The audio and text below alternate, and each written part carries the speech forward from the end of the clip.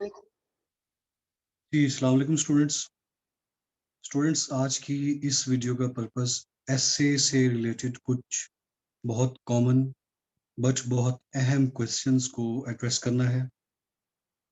S A के हवाले से कुछ मल्टीपल बातें जैसा कि जिनमें अमूमन स्टूडेंट्स कंफ्यूज रहते हैं, जैसा कि एसए की टोटल लेंथ कितनी होनी चाहिए, एसए के टोटल वर्ड्स कितने होने चाहिए, एक एसए के अंदर कितने पैराग्राफ्स होने चाहिए, एक पैराग्राफ की कितनी लेंथ होनी चाहिए, एक पैराग्राफ के अंदर कितनी लाइंस होनी चाहिए, कितने एक पैराग्राफ के अंदर वर्ड्स होने चाहिए। ये बड़े कॉमन से लेकिन ऐसे क्वेश्चंस हैं जिसके अंदर बहुत ज्यादा स्टूडेंट्स उलझे रहते हैं। इन क्वेश्चंस के अंदर अमूमन बच्चे बहुत कंफ्यूज्ड रहते हैं। और last and the most important question कि what is the difference between CSS and PMS essay. CSS और पीएमएस एसे की लेंथ में, इसकी राइटिंग स्टाइल में, इन दोनों में क्या डिफरेंस है। तो ये कुछ इश्यूज हैं जिनको आज डिस्कस करना मकसूद है। देखिए स्टूडेंट, सबसे पहली बात तो ये कि एसे को पास करना कोई इंतहाई मुश्किल काम नहीं है। ये बहुत इजी काम है एसे के पेपर को डील करना, एसे को पास करना। इसके बारे में बहुत ज्यादा बातें हैं, बहुत ज्यादा मिथ्स हैं जिनमें से बहुत ज्यादातर बातें गलत। एसे को पास करने के लिए आपका जो ओवरऑल टेम्परामेंट है, जो ओवरऑल प्रिपरेशन है, और the night before the exam, the sleep level, the anxiety level, the composure of the mind, and all these things are very important. सही टॉपिक सिलेक्ट करें, मतलब जो टॉपिक आता, सही आउटलाइन बनाएं, ठीक आउटलाइन बनाएं, रेलिवेंट आउटलाइन बनाएं, सीक्वेंस्ड आउटलाइन बनाएं, वेल डायरेक्टेड आउटलाइन, और ऐसी आउटलाइन बनाएं कि एग्जामिनर देख के उसके जहन में ये बात चली जाए कि student has rightly understood the topic and rightly handled the topic and rightly sequenced the topic. Handling of the topic student की बहुत इफेक्टिव रही। उसके बाद आप राइट इंग्लिश करें।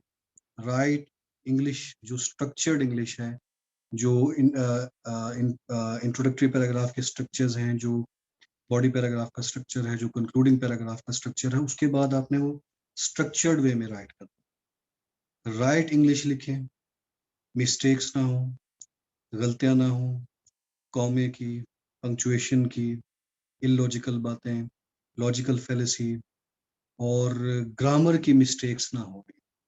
हर पैराग्राफ के अंदर अगर आपकी दो दो तीन तीन मिस्टेक्स निकलती हैं, इट मीन्स कि योर गेम इज ओवर। ठीक है। हर पैराग्राफ के अंदर गलती का निकलना ये शो करता है कि स्टूडेंट का जो ग्रिप ऑन द लैंग्वेज है, जो कमांड ऑन द लैंग्वेज है, और प्रैक्टिस लेवल स्टूडेंट का उस लेवल का नहीं। सो ऐसे को पास करने के लिए कोई हाई फाई एक्सप्रेशंस नहीं रिक्वायर्ड है, कोई हाई फाई डाटा नहीं रिक्वायर्ड है, कोई हाई फाई वोकैब नहीं रिक्वायर्ड है। Right topic, right outline, right English, right grammar और लॉजिकल कॉम्पोजिशन, ये चीजें रिक्वायर्ड है। आराम से 40 मार्क्स आ जाए। ठीक है। और इसमें एक और भी मिथ बहुत ज्यादा प्रिवेल करती है कि डाटा को कुछ स्टूडेंट्स बहुत ज्यादा पुट करते हैं। कहीं से उन्होंने ये बात सुनी होती है कि डाटा जितना पुट करते जाए एग्जामिनर इंप्रेस होता है। हरगिज ऐसा नहीं। Data has should not be in the lead role.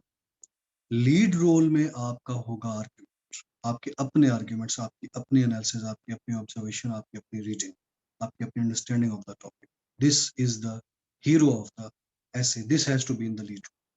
And the data will augment, will substantiate your arguments.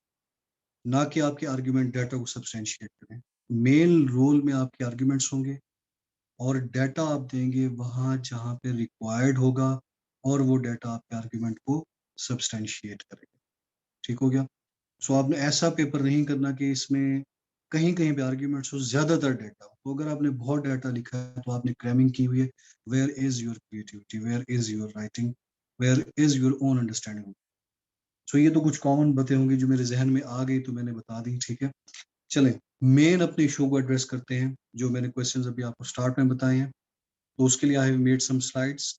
I hope this lecture, these slides will be very helpful for you. देखिए students, अगर हम total S A की अगर बात करते हैं तो हमें ये पता है कि एक एसए के अंदर सीएसएस में 2500 से 3000 वर्ड्स रिक्वायर्ड होते हैं। इट मींस आपको मिनिमम लेवल पे 2500 वर्ड्स तो लिखने ही, इससे नीचे नहीं जा सकते। सो इससे नीचे आपने हरगिज नहीं जाना, इससे नीचे जितना जाएंगे वो फिर पॉसिबिलिटी में बात चलती जाएगी, शॉर्टी में नहीं होगी। सो आपने कोई रूल वायलेट नहीं करना, लेंथ उतनी ही रखनी है जितनी रिक्वायर्ड है, 2500 से नीचे नहीं जाना। एवरेज वर्ड्स अगर हम देखते हैं एक पैराग्राफ के अंदर, अगर हम एवरेज वर्ड देखते हैं तो एक पैराग्राफ के अंदर 120 से 130 एवरेज वर्ड्स हमें नजर आते हैं। अमूमन जो बच्चे लिखते हैं 120 से 130 वर्ड्स होते हैं। So it means that if in one paragraph you're writing 120 to 130 words on average, a candidate needs minimum 22 paragraphs to be on safe side to fulfill the criteria of 2500 words limit. 2500 की words limit पूरी करने के लिए फिर आपके लिए जरूरी है कि आप मिनिमम 22 पैराग्राफ्स लिखें, अगर एक पैराग्राफ में एवरेज 120 से 130 अल्फाज लिखे जा रहे हैं, जो कि ज्यादातर बच्चे लिखते हैं।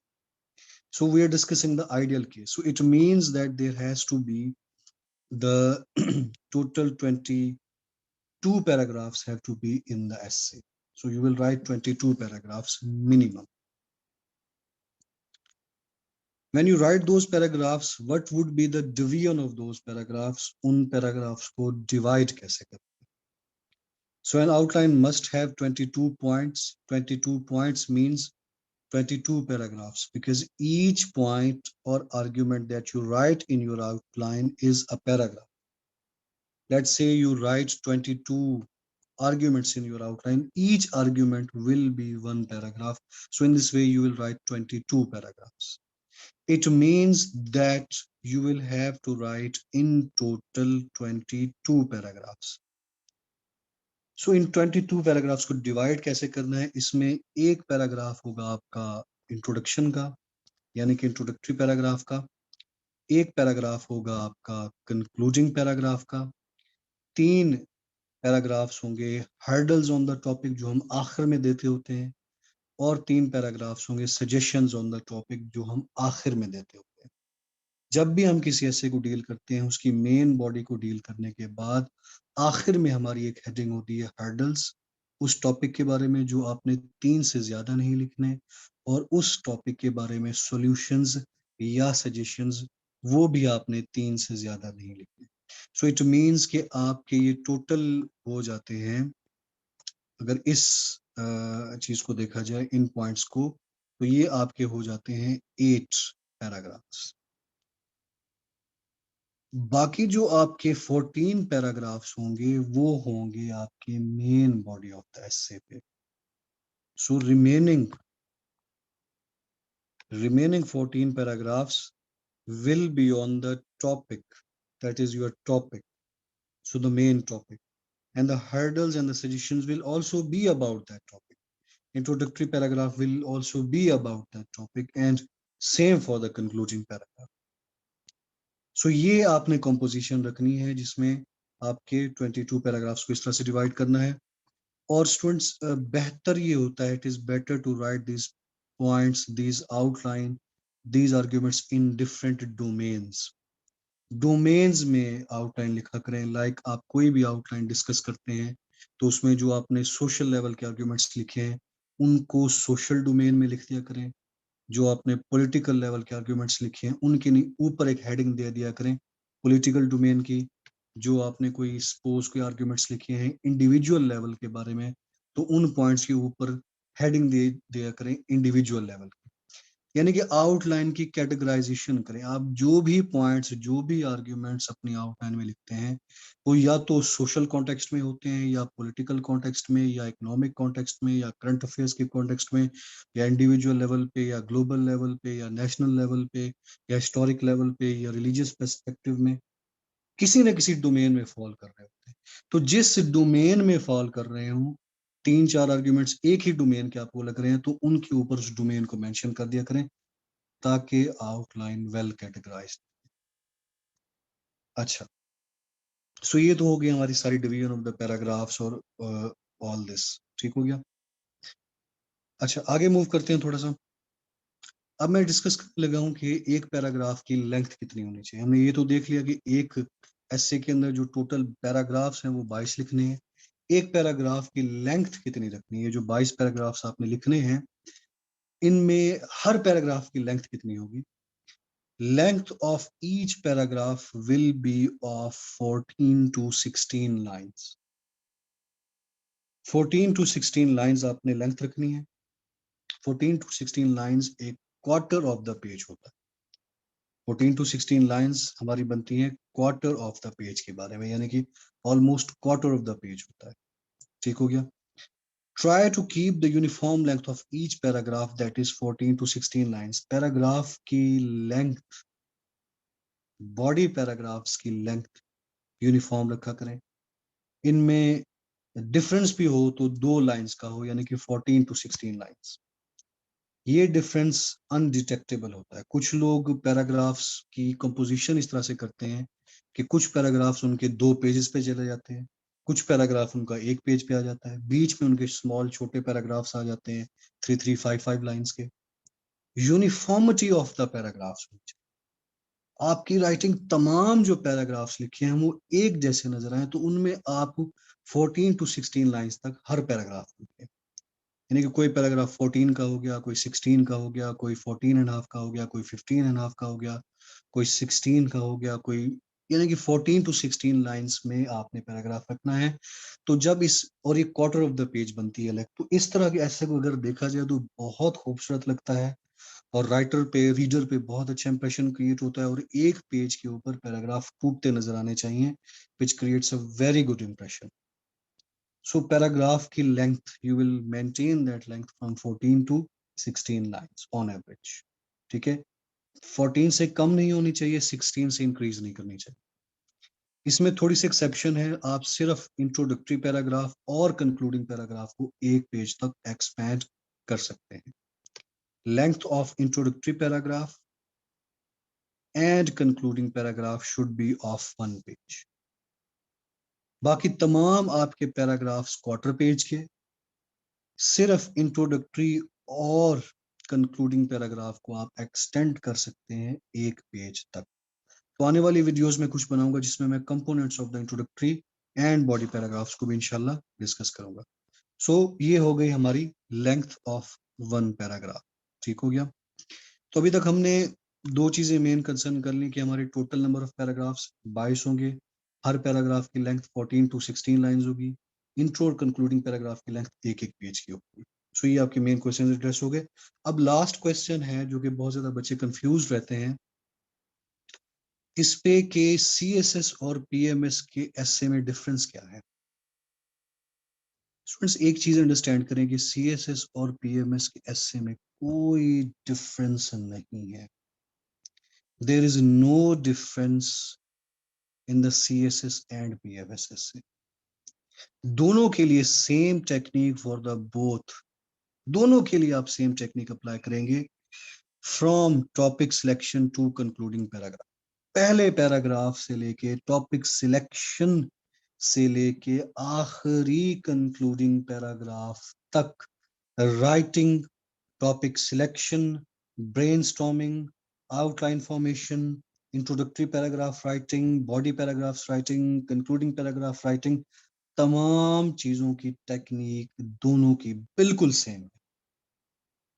सिर्फ एक फर्क है, the only difference is of length. सिर्फ लेंथ का फर्क है और कोई फर्क नहीं है।